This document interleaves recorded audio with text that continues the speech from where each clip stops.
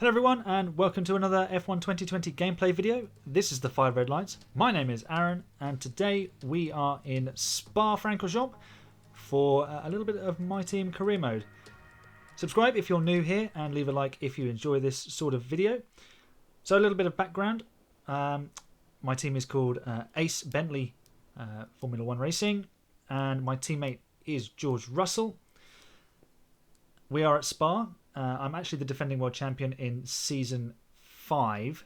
I've got a shortened season, but I don't have the best car anymore. So I deliberately didn't do some upgrades, so just to make it a little bit more exciting. So we're going to get ready for Q1 here, qualifying at the Belgian Grand Prix. This is my first my team career mode, so don't know how the editing is going to look to you guys, so leave any feedback about that. And whatever you think. So let's crack on with qualifying with our first lap. We missed the apex at turn 1. This is Q1. Hoping to get through just on the one set of tyres. So we can have an extra run in Q3 later on. We've got a pretty good car. We're lacking a little bit on the chassis. We've got a really good aerodynamics and a decent powertrain. But actually the Renault powertrain is the strongest at this point in my career mode. So the Renaults and the McLarens are very difficult to overtake. I've got the Mercedes power unit, so myself and George Russell are pretty handy in a straight line anyway.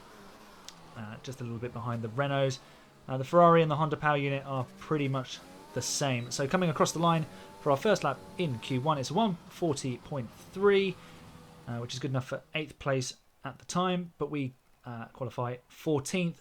For qualifying 2, 1.8 seconds off the pace. And let's dive straight into Q2 then. This is my last lap. My first lap was okay, but there was definitely some room for improvement. So let's, as you can see, we're actually P13, so we're not making it through for Q3 at the moment. We're looking for a good lap here. Again, missing the apex at La Source. We were slightly up as we headed into the corner. We come out of it just down by a couple of thousandths, but we're making some ground. We're pretty much matching the first lap as Ocon goes fastest using that super powerful Renault power unit to good effect because of the long straights here at Spa. Up by about 1/10 as we approach the end of the first sector, 10th and a half up. It's a green personal best. First sector through Les Comps. Nicely done. And we're down to 14th now, so we really do need to make sure this lap is clean. A slight lock up there into Rivage, but as you can see, we are now almost a second up as we come through the corner with no name. Keep it within the track limits. 9/10 of a second up. This lap is coming together very nicely. But oh, we've run wide at Pouan, and it's going to cost us time. We're bleeding lap time all the way down to the Fagnes chicane. We've gone from nearly a second up to half a second, just under half a second as we go through the chicane. Keeping everything within track limits. We're going to need a very good final sector. Miss the apex slightly at the first part of Stavolo, but use all of the exit available to us. And it's a decent exit. And we're looking to get our straight line speed, a little bit of boost through the final sector as we come into Blanchimont. We are 4/10 up. And that would possibly get us ahead of Leclerc. And we've missed the apex. Oh, we've ruined the lap. And it's invalidated. It's an absolute disaster. That was my final attempt, and now I am stuck 14th on the grid. 14th on the grid. Disaster in qualifying. So the two Renaults are top, and my teammate is through on the medium tyres. And we're stuck in 14th. Great. Let's head to the race.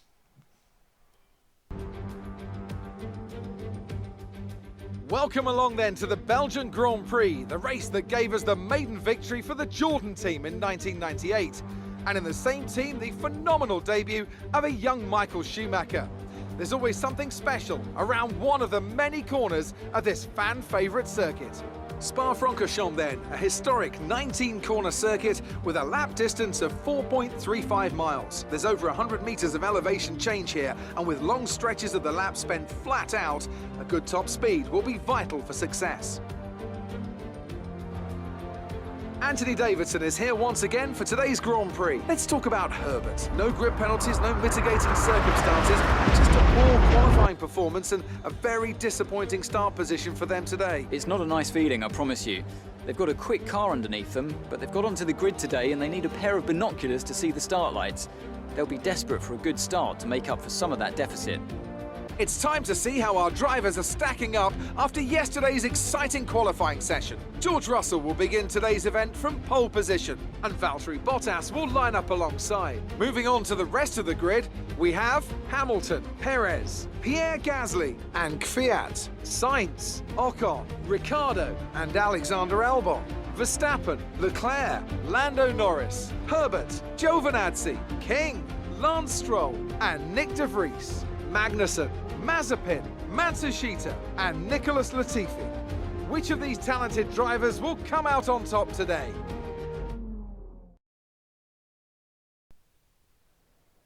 Well, thanks Crofty for rubbing it in. Yeah, it was a poor qualifying session and we're down here in 14th place. But like Anthony Davidson said, we have a quick car, so we could make some progress. So just checking the strategy, we're going to take some fuel out, underfuel the car a little bit, help us get through the pack a little bit quicker. We're going to start on softs and go to mediums, a simple one-stop strategy. 8 laps on the softs and then through to the end on the mediums. So let's race. We're looking for 5 red lights, 3, 4, 5 lights, and it's go in Spa. A little bit of wheel spin, but we're away well, and we're looking immediately to the outside of Charles Leclerc, but it's all bunched up on the outside of La Source, and there's Norris diving down the inside. We're going to get shoved to the outside of the track here on the exit, but we're going to maintain 14th place, even though we have overtaken Leclerc, so someone may have got ahead of us. But as we go through Eau Rouge, blending out of the throttle, making sure we stay out of it, as Norris and Albon almost come together on the exit through Radion, and Norris is now squeezing us up to the grass, and we're going to try and get into the slipstream of Albon to collect hopefully another position, but no, we're a little bit wide, and it's an okay start. I suppose we've held 14th. We haven't really made any progress, but as we move through to the exit of Stavolo now, we've kept touch with Norris and we're straight into the slipstream, and he's pushing us onto the grass again, and as we enter Blanchimont we're side by side again on the grass, but we've made it stick, and there's a big train of cars here. Can we have a look at a dive bomb? No, we're going to take it easy. It's going to open up a little gap on the outside. Can we get around the outside of Albon here? We'll pinch the apex, we'll biff him out the way a little bit. Apologies Alex, that was a little bit wild of me. No damage to the front wing luckily, and we are up to 12th. So a decent first lap in the end. We get up 2 positions. But look at Lance Stroll in the Williams. The Williams is not the worst car on the grid at this point in my career mode, but it's not the best. It shouldn't be 10th in the race, that's for sure. As we chase him and Verstappen, perhaps Stroll will hold up the Red Bull and we can sneak past the pair. Albon is keeping on our tail as well, and Verstappen goes to the outside, gets to the inside through the second part of Les Combes, hangs it around the outside. They're side by side still. Stroll has to back out. We're looking for a way through, and there's a car on our outside. It's Albon, and there's contact, and I don't think we've taken any damage, which is lucky. Maybe some damage for Albon. I didn't quite see whether he lost a front wing end plate there or not, but we maintain 12th position, and now we've got Stroll in our sights. We get a good run through Pouhon, and we may just have to go for the move here. We do, into the Fagnes chicane on the outside, sweeping in, leaving the space on the inside, and that was crucial because now there's a yellow flag, and it's actually the other Williams of Nikita Mazepin who has broken down. As you can see in the top right, his engine has let go. Nikita Mazepin is out of the session, and we have a virtual safety car. So everything will just have to slow down a little bit. The safety car doesn't last very long. As we come through Eau Rouge, the start of the next lap, we left a little bit of time on the table, but we get back up to racing speed. Lap 4 now, and we're chasing Verstappen. And we're into the DRS zone. The DRS was activated at the start of the last lap when the VSC was switched off. And here we go then with DRS. Can we slipstream our way past the Red Bull? Not this time, but a purple first sector. Verstappen runs a little bit wide. He did cover us there when perhaps he didn't need to. but he gets a good enough run through the comms section. And we're going to fast forward through the middle sector here. We're just keeping tabs on Verstappen. And remember back to the first lap, we got a good run out of this corner here, Stavolo, and we got right in the slipstream of Norris, and it actually helped us get past Norris and Albon. To personal best second sector, Jeff is on about saving fuel, but at the moment I am more interested in gobbling up 10th position from Max Verstappen, who's run a little bit wide on the exit of Blanchimont, and he's covering the inside. Can we go around the outside of another Red Bull here? As George Russell sets the fastest lap, we get through on the inside at the bus stop. Multiple fastest laps being set, and we set one ourselves, a 1:43.209. A purple first sector, a little bit of DRS helping us, and on we go. So we actually left Verstappen behind there, and by the end of lap 6 here, we've caught up to the train of cars ahead of us. Nothing doing there because we just couldn't get past. There was a DRS train. Lap 8, everyone's into the pit lane, but we're going to go an extra lap. So our pit window was lap 8 to lap 9. George is obviously on the medium, so he's running longer, which means that we have a little bit more flexibility for our pit stop, and we need a good in-lap here. So charging down to Eau Rouge, rich fuel mixture, a little bit of overtake, and it's nice and tidy through there. Easy to cut the corner on the entry into Eau Rouge and through Radion as well. You can either cut it on the inside or on the outside. But we're up to 5th place here, and we're chasing Lewis Hamilton, but we're not going to catch Hamilton. He's on the mediums, he's running a different strategy. We're just focusing on making sure we get a really good in-lap. Little wobble on the exit of Les Combes there. We need to keep it clean and tidy, and we've run wide. We missed the apex. Disaster. Another one. How much is that going to cost us as we get through to the pit lane? No further mistakes, but that mistake could prove very costly. Where are we going to come out in that train of cars that we were at the back of before the round of pit stops began? I believe it's the Renault of Ocon, it's the Alpha Tauri of Kvyat, and the 2 McLarens of Ricciardo and Sainz. So a good slick pit stop from the boys in green and blue, and there it is, Ocon, Kvyat, and we're going to be side by side with Daniel Ricciardo back on board now as we charge down to Eau Rouge. Will we be brave? No, we're going to be sensible, but we're almost going to lose it. Almost a huge accident through Eau Rouge, and Sainz is now right on our gearbox. DRS though enabled, and a little bit of overtake, and we do edge just away from Sainz. He can't make anything stick on us. So, end of lap 10, start of lap 11, we've caught back up to Ricciardo. Are we going to just get stuck in a DRS train, or are we going to be able to overtake this lot? Remember, the Renault power unit in the back of the Renault at the head of this train, and in the back of the McLaren right in front of us is the most powerful in my career mode at the moment.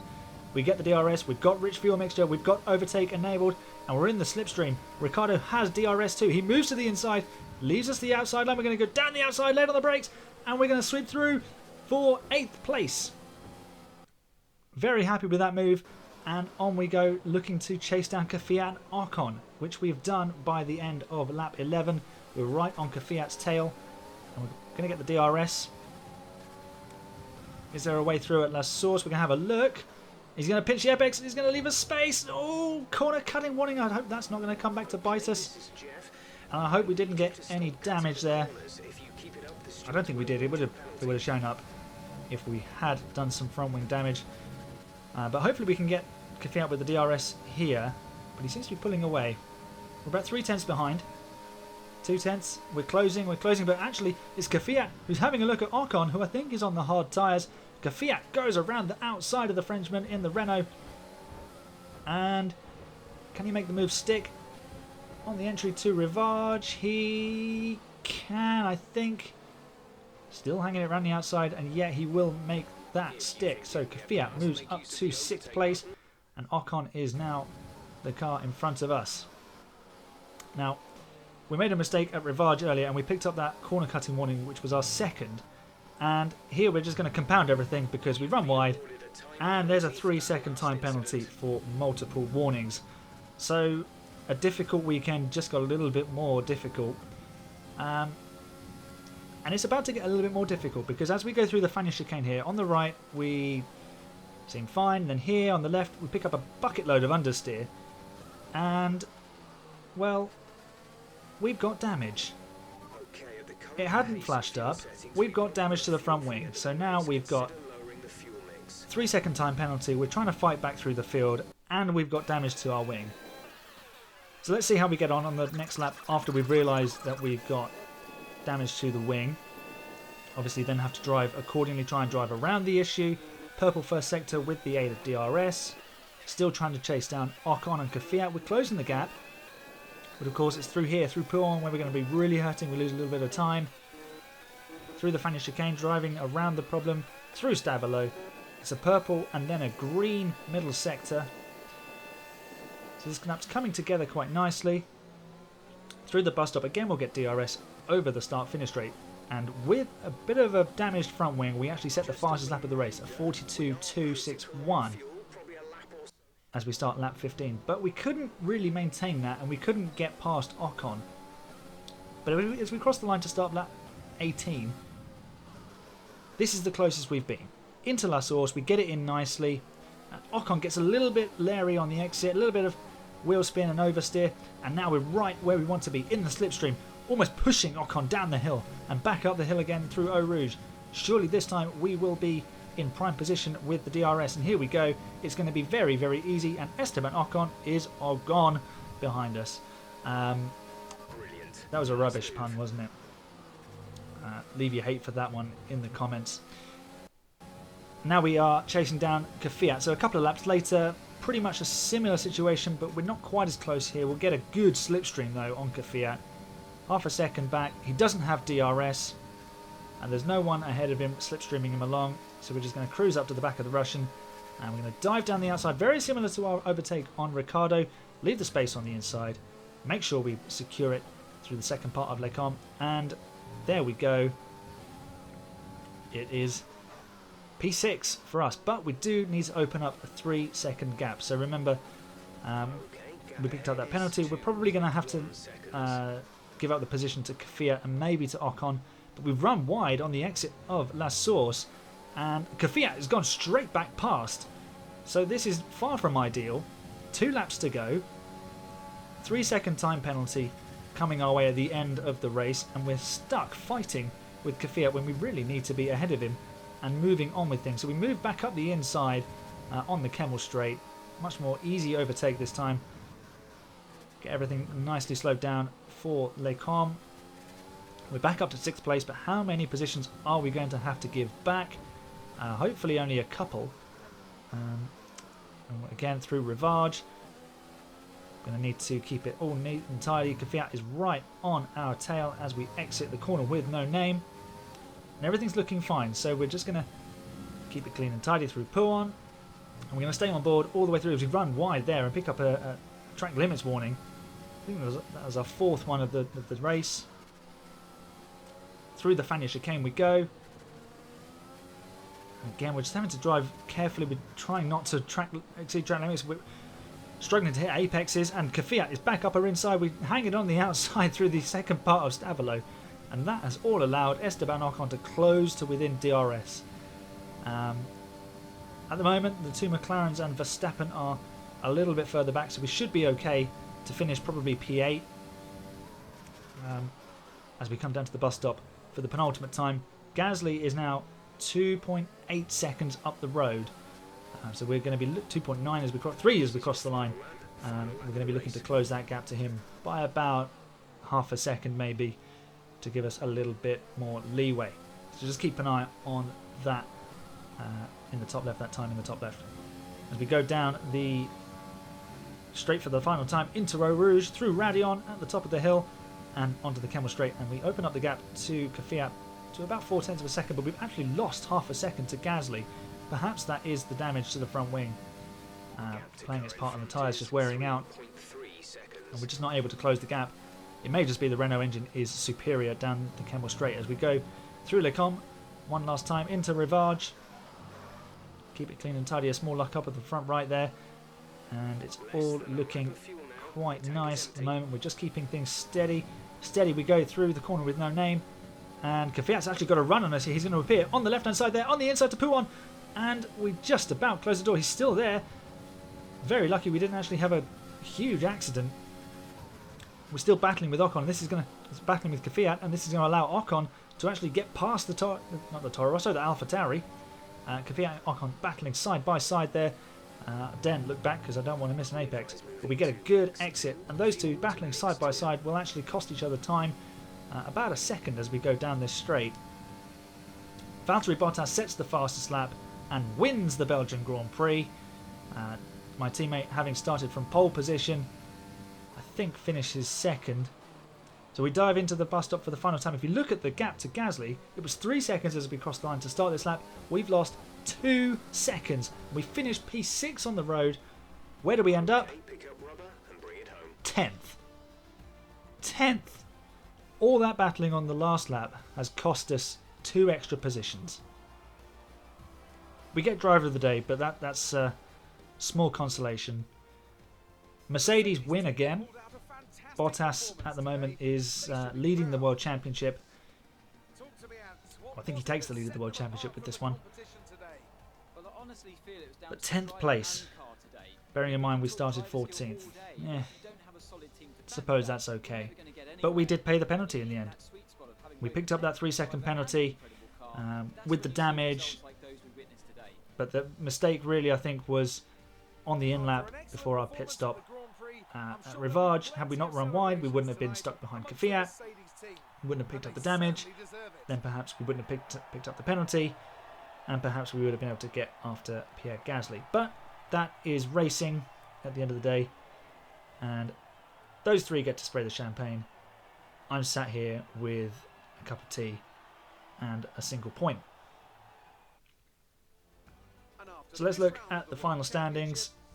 So the top three was Bottas, Russell, Hamilton, Perez, Gasly, Kvyat, Ocon, Ricciardo, Sainz, and then myself. I hung on by half a second to pip Max Verstappen to 10th place. Mazepin the only DNF, and then you see everybody else. Lando Norris and Charles Leclerc well outside the points in the Ferraris. Let's check out the standings. Bottas leads the championship by 17 points from Hamilton, and then Perez in the AlphaTauri. Perez has just announced he's going to be retiring. And let's check out the constructors. Ace Bentley actually move up a place to third ahead of McLaren, thanks to George's second place. And that will be the end of the video for today. Here's some highlights from the race that you may have seen in the footage earlier, but that's the end of the video. Thanks for watching, everyone. Leave some feedback on how I can improve the editing of the race together. Leave your thumbs up. Leave your favourite overtake. Which overtake did you enjoy the most? Was it the one on Albon? Was it the one on Norris? Was it the one on Verstappen? There was several in there, so choose your favourite. And let me know if you want to see more content like this on the channel. I've got another F1 gameplay video of me playing as Lewis Hamilton. So I'll leave a link to that in at the end of the video. So check that out. Check out the other content on the channel. We've recently done an unboxing of a drive crate box, and we've talked about lost corners in Formula 1. So go and check out those and leave your feedback on those videos too. Thanks for watching again, and my name's been Aaron. This has been the 5 Red Lights, and I'll see you next time. That is the checkered flag on another episode.